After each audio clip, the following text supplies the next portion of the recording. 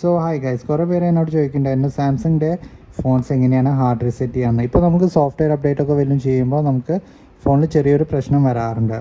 അപ്പോൾ ഈ last software update ചെയ്തപ്പോൾ എനിക്ക് ചെറിയൊരു ലാഗൊക്കെ ഉണ്ടായിരുന്നു. പിന്നെ ക്യാമറ ശരിക്കും വർക്ക് ചെയ്യേണ്ടതിൻ്റെ ക്യാമറയിൽ കുറച്ച് ലാഗൊക്കെ കാണാൻ കിട്ടിയിരുന്നു. അപ്പോൾ ഞാൻ ഒന്ന് ഹാർഡ് റീസെറ്റ് ചെയ്തു. ഹാർഡ് റീസെറ്റ് ചെയ്തപ്പോൾ എൻ്റെ ആ പ്രോബ്ലം സോൾവ് ആയി. അപ്പോൾ എന്നോട് ഒരാൾ ചോദിച്ചിട്ടുണ്ടായിരുന്നു എങ്ങനെയാണ് നമ്മൾ സാംസങ്ങിൻ്റെ ഫോൺസിൽ ഹാർഡ് റീസെറ്റ് ചെയ്യാമെന്ന്.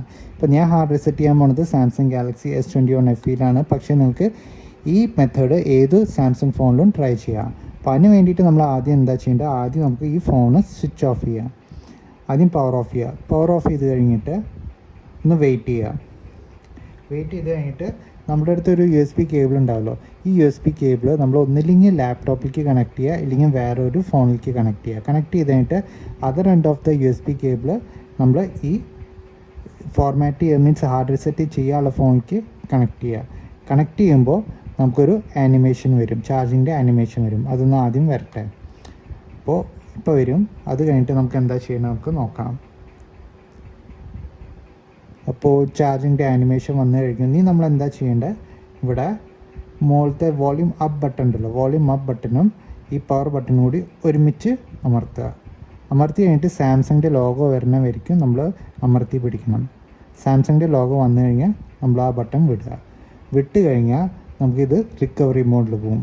റിക്കവറി മോഡിൽ പോയി കഴിഞ്ഞാൽ കണ്ടില്ലേ ഇവിടെ reboot system now, reboot to boot loader. ഇവിടെ നമുക്ക് ആവശ്യമുള്ള ഓപ്ഷൻ എന്താണെന്ന് വെച്ചാൽ താഴത്തേക്ക് വരിക. താഴത്തേക്ക് വന്നു കഴിഞ്ഞിട്ട് വൈപ്പ് ഡാറ്റ /ഫാക്ടറി റീസെറ്റ്.